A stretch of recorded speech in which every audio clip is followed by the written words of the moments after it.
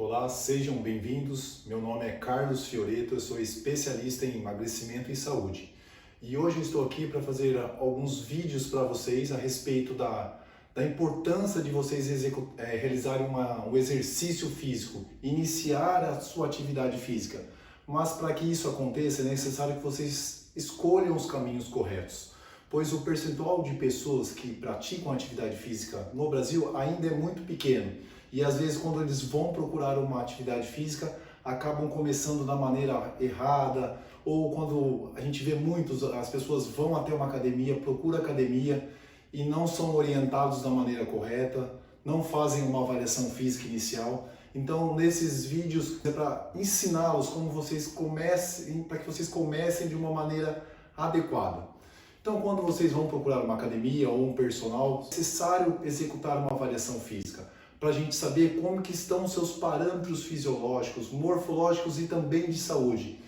Verificar se eles estão dentro de uma normalidade, porque não tem como eu prescrever um exercício físico para vocês se eu não conheço como vocês estão, quais são os objetivos, para onde vocês querem chegar e quais ferramentas eu vou utilizar nesse processo.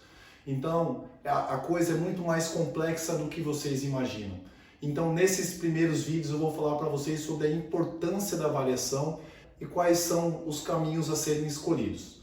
Primeiro, quando a gente fala em avaliação, a gente precisa medir, a gente precisa controlar, a gente precisa interpretar esses dados fisiológicos, que a partir daí nós vamos tomar as decisões necessárias para planejar o seu treinamento, o seu exercício físico. Então, vamos começar dividindo as etapas de uma avaliação física. O que é necessário quando nós falamos em avaliação física? As etapas. Então, as etapas da avaliação física. Primeiro, é medir esses parâmetros que eu comentei com vocês, esses parâmetros fisiológicos e morfológicos. Então, vamos medir. Segundo passo, nós vamos comparar. O que seria esse comparar? Pegar os seus parâmetros que nós tivemos, comparar com os padrões de normalidade e ver item por item quais estão dentro, quais estão fora, qual que é a melhor estratégia, que aí seria o terceiro passo, interpretar esses dados. E a partir dessa interpretação, essa comparação entre os seus dados e os padrões de normalidade, nós vamos tomar a decisão. Tomada de decisão, que é o quarto passo. E por último, o planejamento. A partir do momento que nós tomamos a decisão, vamos executar o seu planejamento.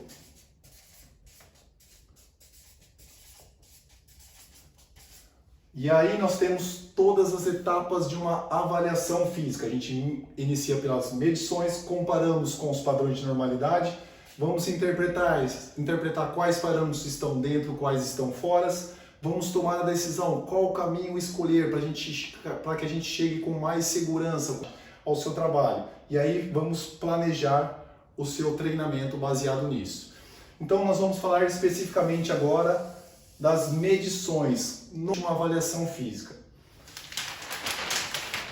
Primeiramente, quando a gente vai executar a avaliação física, é necessário a gente analisar, fazer uma anamnese, que nada mais é que um questionário onde a gente vai saber quais são os seus objetivos com a atividade física, se você está uma pessoa ativa ou inativa atualmente, ou se você não treina com regularidade, como está a sua questão de disponibilidade para executar uma atividade física ou não, se você está seguindo uma dieta restritiva hoje, atualmente, ou não, se você não está seguindo nenhum tipo de dieta, como está a sua ingestão de água durante o dia, se você tem uma ingestão adequada de água para favorecer o funcionamento do seu corpo, como está seu perfil lipídico, como está sua relação colesterol total, LDL, HDL, VLDL, como está sua glicemia, como está seu consumo de bebida alcoólica, se você tem históricos de familiares com diabetes, hipertensão, com risco coronariano, uma pessoa que já teve um infarto, um AVC. Então são dados que a gente vai coletar para a gente saber o maior número de dados possíveis para que a gente consiga deixar seu trabalho cada vez mais fidedigno. Segundo passo que a gente também faz, além da anamnese, a gente tem um questionário que a gente chama de PARQ. Esse é um questionário que a gente utiliza para ver se você está apto a iniciar um programa de atividade física. É um questionário. Geralmente, quando nós temos um aluno com hipertensão ou diabético que é de um grupo especial ou que tem uma síndrome metabólica, o que é síndrome metabólica? Quando ela tem mais de 2 parâmetros ela, por exemplo, ela tem uma hipertensão aliada a uma obesidade, então ela tem 2 padrões que são preocupantes quando falamos em risco coronariano. Então ela estaria uma síndrome metabólica. Então, eu já gosto de fazer com que ela procure um médico inicialmente, faça um teste de esforço com o médico, para que a gente tenha um parâmetro mais fidedigno e que ela tenha mais aparatos para executar um trabalho por exemplo, de determinar um VO2 máximo. Outras medidas antropométricas.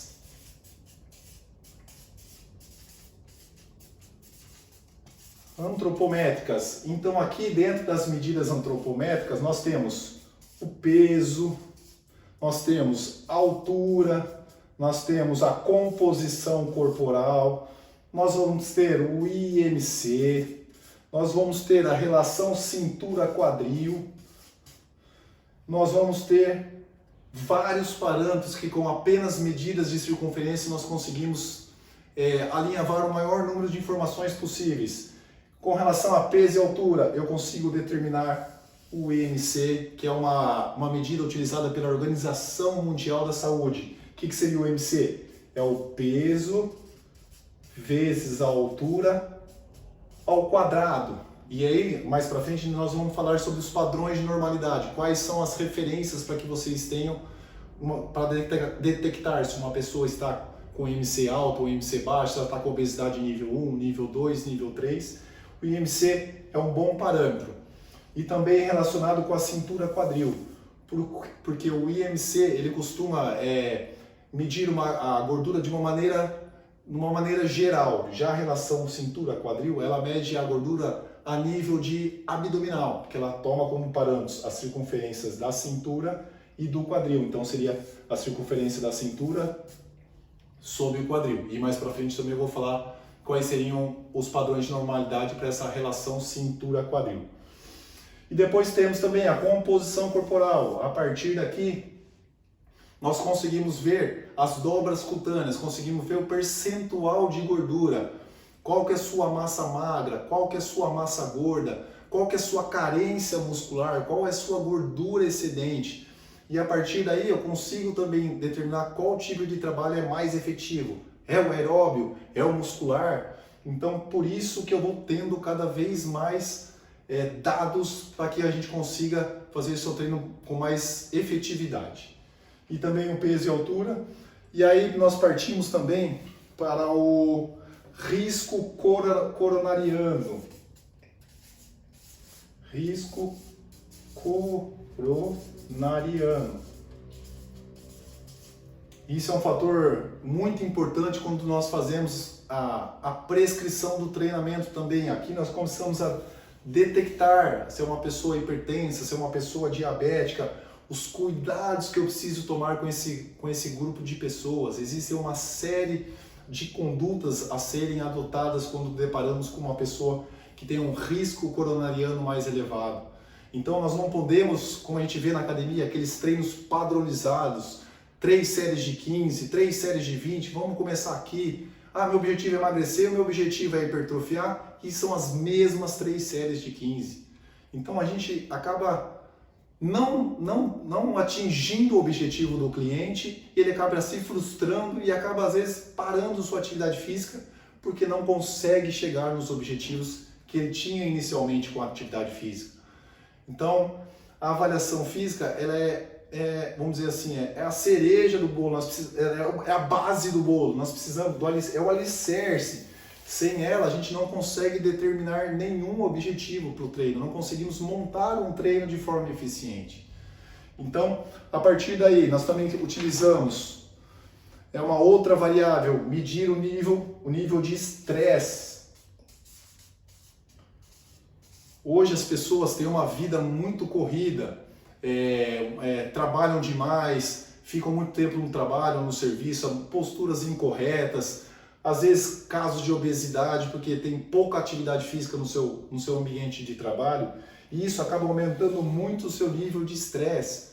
E quando o estresse está alto, o nível de cortisol também está muito alto. Só que o cortisol ele é inversamente proporcional ao GH. Então, se você está uma pessoa muito estressada, o seu nível de GH vai estar muito baixo, então sua dificuldade de ganhar massa muscular vai ser muito grande. Então, você vai ter um acúmulo maior de gordura abdominal, porque o seu nível de GH está muito baixo. Então, são estratégias, mais uma variável para que eu consiga determinar o seu treino com maior efetividade, novamente falando.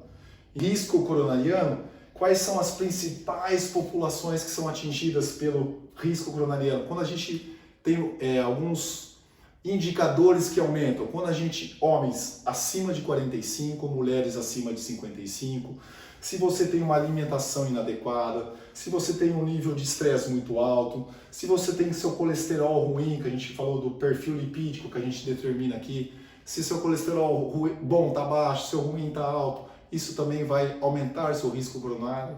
Então, quanto mais fora dos padrões de normalidade, maior o risco de você vir a ter o seu risco coronariano aumentado. Então, daí a importância de a gente coletar essas várias informações num processo de avaliação física. Então, falamos do estresse e algumas dicas também para a gente já ir melhorando esse nível de estresse no seu dia a dia. Como já falamos, alimentação, você ter uma rotina de acordar e ir dormir, procure fazer um exercício mental, sempre fazer uma leitura de um livro que você goste ou de uma matéria que você tenha um maior interesse. Então isso ajuda muito a você aliviar esses níveis de estresse que você pode vir a ter. Temos também vamos subir aqui, as medidas que a gente chama de hemodinâmicas. Hemodinâmicas. São medidas que a gente vai verificar num teste de VO2, por exemplo, sua frequência cardíaca máxima, sua frequência cardíaca de repouso. A partir daí, máxima menos a de repouso, a gente determina a frequência cardíaca de reserva, que a gente vai utilizar muito no processo de prescrição do trabalho aeróbico, onde a gente vai determinar a zona-alvo sua de treinamento, seja ela para queima de gordura, seja ela na via glicolítica para que você melhore o seu VO2, ou seja na zona anaeróbica para você melhorar, fazer trabalhos de tiros, para você melhorar seu pace numa corrida. Então isso é essencial para a prescrição do treinamento aeróbico, que é a frequência cardíaca de reserva, que é a sua máxima menos a de repouso. Temos aqui também a pressão arterial, onde a gente vai determinar a pressão arterial sistólica e diastólica, ver se está dentro dos padrões de normalidade também, para que a gente possa ter um controle, pois hipertensão é necessário uma série de cuidados, não executar atividades muito intensas, precisamos controlar o duplo produto, que é a pressão arterial versus a frequência cardíaca dele. Então, a gente precisa ter uns certos cuidados com o diabético, porque o diabético ele acaba infartando sem dor. Então, a gente precisa controlar a pressão arterial. Para o diabético, nós precisamos medir a glicemia dele antes de iniciar o exercício, porque se a glicemia dele estiver mais baixa do que dos níveis de normalidade, ele pode ter uma hipoglicemia durante o treinamento. Então nós precisamos aferir a glicemia dele antes do treino, para que ela esteja acima da normalidade. Assim nós podemos iniciar o treinamento. Porque mesmo após o exercício para o diabético, ele continua ainda utilizando a glicose circulante, a insulina e o exercício físico também. Então a gente precisa utilizar o exercício físico como uma ferramenta para não sobrecarregar o seu pâncreas, tá? E temos agora também a capacidade aeróbia.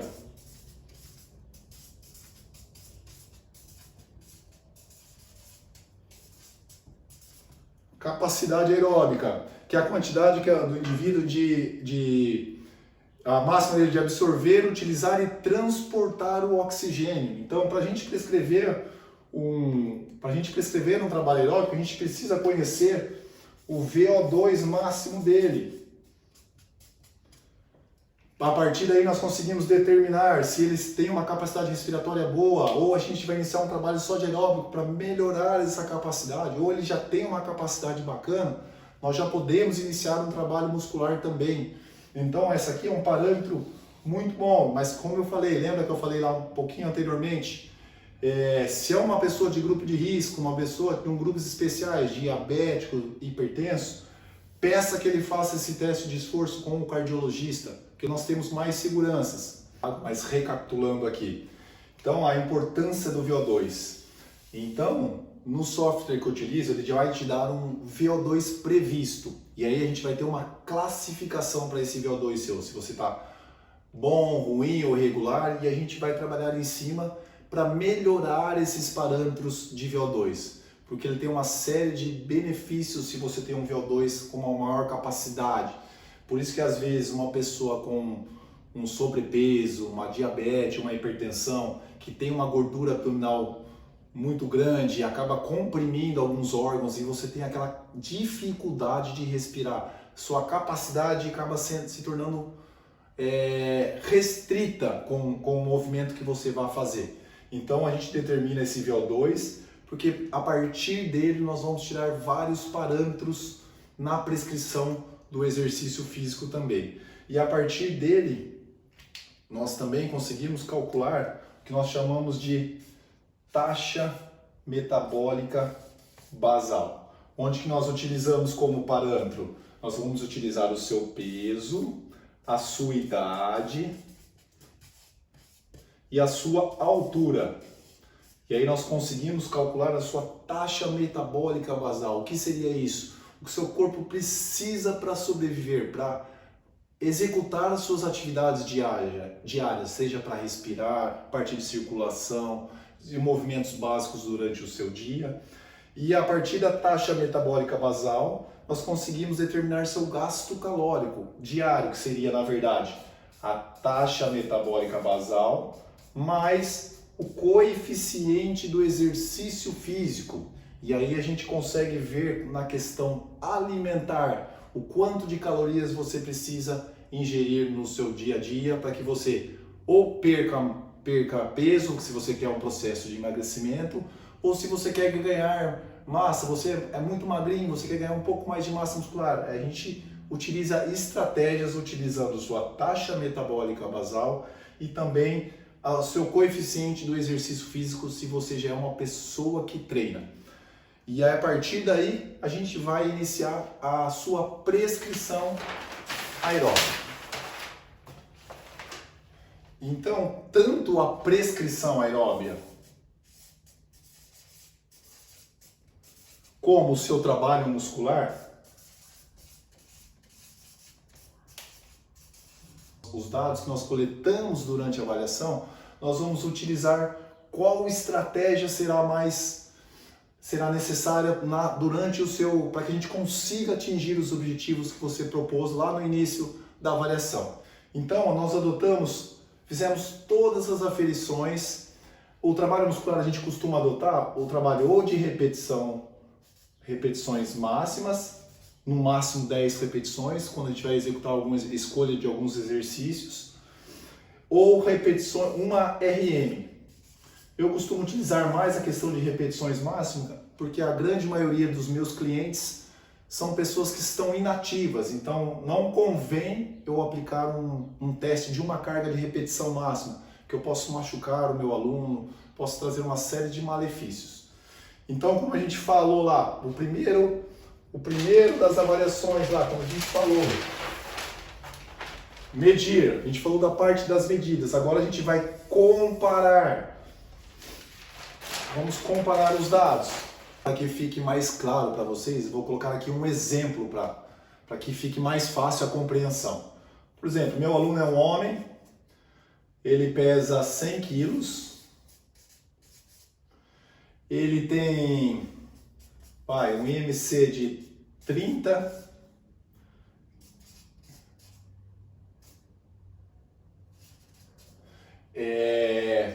tem um colesterol total de 250. Vamos colocar esses três dados, só para que vocês compreendam melhor. Então aqui, ó, quando a gente fala de padrão de normalidade, só mais um aqui, altura, ele tem 192. Então quando a gente fala em peso, nós utilizamos, para homem, a gente utiliza o peso menos 100 para determinar o peso ideal dele. Então, para a altura dele, o peso ideal seria 92 quilos. Então, ele está acima, está fora do padrão da normalidade. Para o IMC, até 24,9 é considerado um IMC normal. Ele também está acima. Colesterol total, eu tenho como parâmetro 200. O dele está 250. Então, vejam que ele está com vários parâmetros fora da normalidade. E aí eu vou fazer as escolhas. Que tipo de trabalho seria mais indicado? Um trabalho aeróbico, um trabalho muscular? Por exemplo, colesterol. Tanto o trabalho aeróbico quanto o trabalho de força são eficientes para que ele consiga diminuir esse colesterol, uma combinação. O IMC, que é o peso sobre a altura dele, o trabalho aeróbico é muito eficiente também, mas ao passo que se você aumentar a massa magra dele, a tendência desse IMC também melhorar, mas de maneira geral, o trabalho aeróbico vai fazer com que ele diminua esse IMC. Peso total, aí eu preciso ver a relação de composição corporal. O que está mais gritante aí? É a gordura excedente? É a dificuldade em ter massa muscular, a massa muscular baixa? Mas como ele está com os padrões de normalidade fora, é legal que a gente comece com o trabalho aeróbico, para que a gente normalize primeiramente esses parâmetros, para que o corpo dele esteja apto a ganhar massa magra. Porque se eu trabalhar trabalho de força com uma pessoa que está totalmente fora dos padrões de normalidade, não é uma alternativa interessante, tá? Então a gente precisa tomar cuidado nas escolhas dos exercícios de acordo com cada aluno. Por isso a importância de uma avaliação física individualizada, com um método adequado, para que vocês consigam ter mais segurança no trabalho de vocês. E aí dentro do trabalho, como eu falei, a gente tem o trabalho aeróbico e o trabalho de força. A partir daí eu vou determinar o aluno, eu preciso que ele emagreça, o objetivo dele é emagrecimento. Então eu preciso utilizar no trabalho aeróbico o que a gente chama de zona lipolítica, que seria mais ou menos em torno de 42 a 56% da frequência de reserva. Lembra quando eu falei lá atrás, frequência de reserva? É a frequência máxima menos a de repouso. Eu determino a frequência de reserva. Então aí eu vou ter certeza que ele está utilizando somente a gordura como substrato energético. Então vai ser muito eficiente nessa perda de gordura. O que costuma muito acontecer? As pessoas quando entram num programa de emagrecimento, elas fazem uma dieta totalmente restritiva, fazem qualquer tipo de exercício só para queimar ou gastar calorias e acaba perdendo peso de maneira inadequada, acaba perdendo também massa muscular. Então isso acaba desacelerando o seu metabolismo e acumulando energia na forma de componente gordo, de gordura. Agora, quando a gente perde peso de maneira sustentável, mantendo essa massa magra, perdendo peso, mas mantendo a massa magra ou até aumentando, a gente consegue prolongar esse trabalho por muito mais tempo. Porque no perder peso somente na balança, a gente acaba entrando naquele efeito sanfona, onde eu emagreço, mas a dieta é muito restritiva, eu não consigo manter ela por um período longo. Já desestimulo e paro com a minha atividade física. Então nós temos algumas etapas na escolha do processo. Então a gente foi lá, a gente mediu as etapas, lembra das etapas? Medimos, comparamos com os padrões de normalidade, como eu citei no exemplo, tomamos as decisões. O trabalho aeróbico para ele inicialmente é melhor, para que ele normalize esses padrões, e depois a gente introduz um trabalho de força, e aí nós vamos tomar as decisões.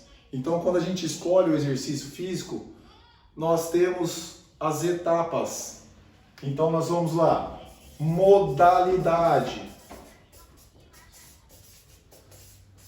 Então qual modalidade eu vou escolher para a prescrição do seu treinamento? Aeróbico ou de força? Depois dessa questão da modalidade, nós conseguimos calcular o gasto calórico.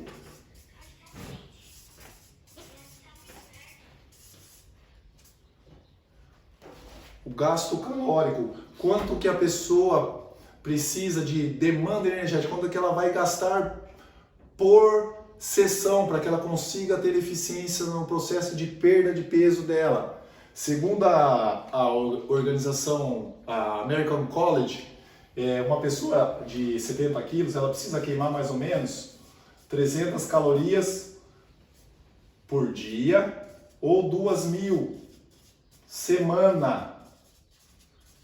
Então, por isso que você precisa treinar de 5 a 6 vezes na semana. Quando você divide um pelo outro, vai dar 6 vezes na semana. Então, não adianta a gente achar que treinando 2 vezes na semana, a gente vai atingir os objetivos. Vocês estão se enganando, eu vou te enganar. Então, é necessário que vocês tenham uma rotina maior de treinamento. Se você vai na academia 2, procure fazer outras atividades extras, uma caminhada, uma pedalada, mas que desde que seja de uma forma orientada. Porque o que a gente costuma ver também, as pessoas caminhando de forma aleatória, caminhando 10 km, mas todo dia a mesma intensidade, o mesmo volume. Então acaba não tendo uma prescrição, uma individualidade biológica. Então nós precisamos prescrever o exercício da maneira adequada, da forma adequada. E aí a gente calculou o gasto calórico. A partir daí, a partir do seu... Aí nós falamos outra variável, que é a frequência semanal.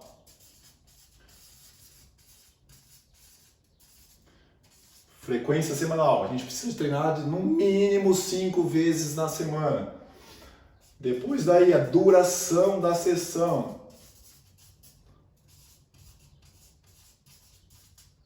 Então, a partir do seu VO2, a gente vai conseguir determinar quanto de tempo será necessário para que você consiga queimar essas 300 calorias no dia, para que você atinja as 2.000 na semana.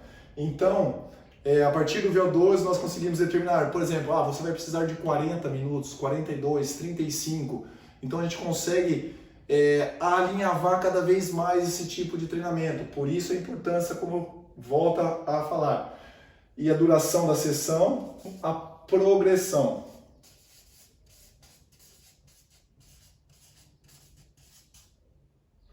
E aí, como eu falei, não adianta fazer sempre da mesma forma, da mesma maneira, seja no trabalho aeróbico, seja no treino de força, precisamos respeitar. Quando falamos em treinamento de força, eu quero hipertrofiar, eu quero definir, eu quero enrijecer, qual que é o percentual que eu tenho que utilizar das repetições máximas que a gente determinou, para que você saiba exatamente o tipo de fibra muscular que eu preciso trabalhar, qual o intervalo que eu preciso aplicar entre as séries, quais exercícios eu vou escolher na minha programação de treino.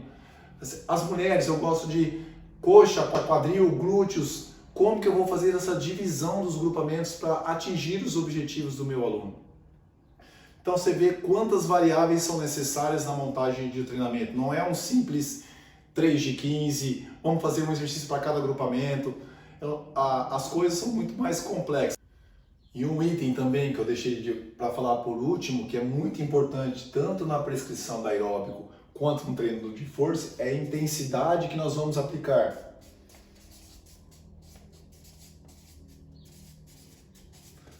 Na questão do trabalho aeróbico, se eu tenho, eu quero trabalhar na zona glicolítica, qual a intensidade da minha frequência cardíaca de reserva que eu preciso utilizar para queima de gordura, para a zona glicolítica?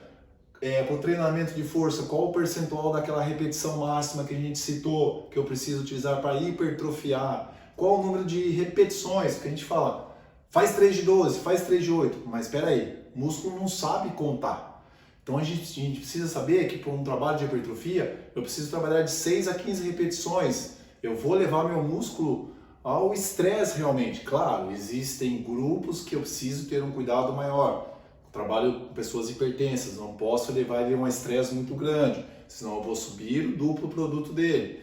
Então, em alguns casos eu preciso ter um maior cuidado, mas na sua grande maioria eu vou fazer um trabalho de 6 a 15 repetições. O intervalo geralmente é o dobro da execução. Eu fiz um movimento lá, eu fiz uma série de 15, demorei 30 segundos para fazer. Meu intervalo de descanso vai ser 1 minuto. Então são muitas variáveis que a gente precisa controlar, seja no trabalho aeróbico, seja no trabalho de força. Então, a partir daí, prescrevemos as atividades e aí nós conseguimos ver os vários benefícios que o exercício físico pode te trazer. Então, uma dica para vocês que vão iniciar um programa de exercício físico ou está indo procurar uma academia para iniciar o seu trabalho de exercício físico, comece a mudar a sua rotina. Nós precisamos ter uma mudança de rotina. Pequenas mudanças já vai te trazer grandes transformações. Então, coloque como meta, vou sair para caminhar todo dia, vou sair para pedalar com o meu filho. Comece a colocar o exercício na sua rotina. Comece a ter uma prioridade, faça você a sua prioridade.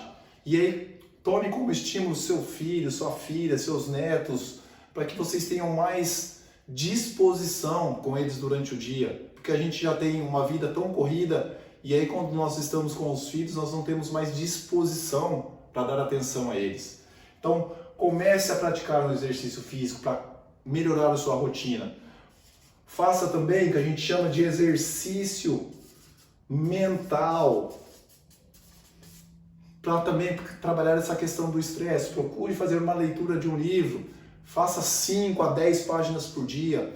Eu particularmente gosto de ler um livro da minha área e um livro de uma área que eu tenho um interesse maior também, que possa agregar na minha área. Então eu sempre estou lendo 2 livros por mês, é uma meta que eu tenho de vida, ler 2 livros por mês.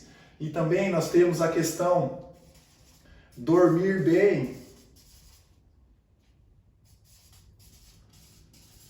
Porque a gente fala também, o grande sucesso também do exercício físico, a gente fala fazer exercício físico, ter uma alimentação adequada, dormir bem e beber bastante água, que eu vou falar aqui para vocês também. Então a gente precisa ter alguns cuidados, umas pequenas mudanças de rotina. Então quando a gente fala em dormir bem, tenha hora para dormir, tenha hora para acordar, faça com que o seu corpo se habitue a isso e você vai ver que você terá uma melhor qualidade do sono. Dormir de 7 a 8 horas por dia é um sono reparador, porque não adianta você fazer bastante exercício físico e você ter um sono ruim. Então isso não vai te trazer, vai dificultar o seu processo, seja ele de emagrecimento, seja ele de ganhar massa muscular. Outro também, beber bastante água. 70% do seu corpo é água. O indicado é 35 ml por peso corporal. Uma pessoa de 100 quilos, lá do exemplo, ele precisa tomar 3,5 litros de água por dia. Então são pequenas mudanças na nossa rotina que pode fazer uma grande diferença, pode ser o pontapé inicial para você iniciar o exercício físico. Comece fazendo na sua casa mesmo, uma caminhada, como eu falei, não precisa, eu tenho vergonha, eu não estou bem com o meu corpo, minha autoestima está baixa. Comece a fazer uma atividade que te lhe dê prazer, comece a fazer um treininho, uma caminhadinha em casa, em volta do quarteirão mesmo. Comece a fazer esse exercício mental, a leitura de um livro. Procure dormir melhor. E também uma alimentação adequada. Porque a grande maioria, às vezes até come bem, mas acaba não fracionando essa alimentação ao longo do dia. Então, só faço as refeições principais, eu só tomo café, eu só almoço e eu só janto, ou eu pulo o almoço, ou faço jejum intermitente. Mas espera aí, você está com obesidade, você jejum intermitente, o corpo ele é muito inteligente. Quando você se alimenta, ele armazena parte do que você come, para te fornecer energia ao longo do dia. Mas aonde que ele vai armazenar? Sempre no componente gordo. Então por isso sua dificuldade em emagrecer, sua dificuldade em perder essa gordura abdominal, por causa de uma alimentação inadequada. Então aqui Primeiro passo é fracionar. Faça de 5 a 6 refeições dia. Só para vocês terem uma ideia dessas pequenas mudanças, vou mostrar um dado para vocês que é de um colégio americano de medicina do esporte, que se você tem uma dieta equilibrada, uma alimentação adequada, não fuma e pratica exercício regularmente, você tem uma redução de até 56% de você ter um risco coronariano. E se ainda aliado a isso você começa a manter o seu peso ideal, você aumenta isso para 66%. E agora, melhor ainda, hein? Se você adicionar uma tacinha de vinho por dia, você vai reduzir para 83% esse risco de uma doença coronária. Olha a ferramenta que você pode ter nas mãos, praticando atividade física, mantendo o seu peso, alimentando, fracionando sua alimentação. Olha os benefícios que isso pode lhe trazer. Então, vamos fazer diferente, vamos colocar o exercício físico na sua rotina. Resumidamente, vocês viram quantas variáveis são medidas para que a gente controle o seu treinamento, quantas variáveis são necessárias para as tomadas de decisões. Então, a avaliação não é simplesmente medidinhas de circunferências, de IMC, é uma série de outros fatores que podem utilizá-los na hora de prescrever um exercício físico, seja ele aeróbico, seja ele muscular. Então, para que eu tome a decisão correta, para que a gente faça o planejamento ideal, para que a gente faça o exercício físico de maneira segura e adequada e consigamos atingir o seu objetivo com mais rapidez e facilidade.